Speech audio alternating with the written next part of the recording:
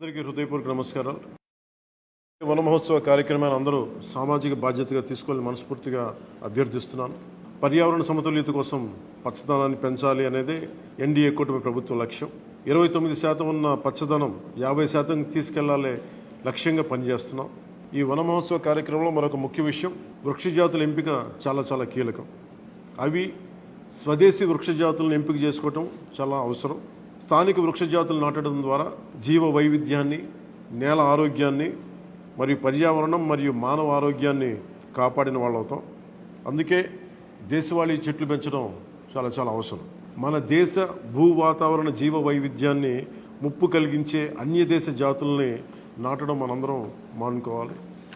అందుకే ప్రతి సంవత్సరం జూన్ జూలైతో మొదలై నవంబర్లోని కార్తీక సమారాధన వరకు కొనసాగే ఈ వన మహోత్సవ కార్యక్రమంలో మన స్వదేశీ జాతులైన జీవ ఇంధనంగా ఉపయోగపడే కానుగ, వేప, చింత, ఉసిరి, శ్రీగంధం, ఎర్రచందనం, రావి, మర్రి, రేల, దిరిసెన, సీత, అశోక, మారేడు, నేరేడు, దేవకాంచనం, తెల్లమద్ది, మామిడి, కదంబం, జమ్మి, వెలగ, సీతాఫలం ఇలాంటి ఇంకా ఎన్నో మన జాతుల మొక్కల్ని నాటాలని అందరినీ అభ్యర్థిస్తున్నాం, కోరుకుంటున్నాం.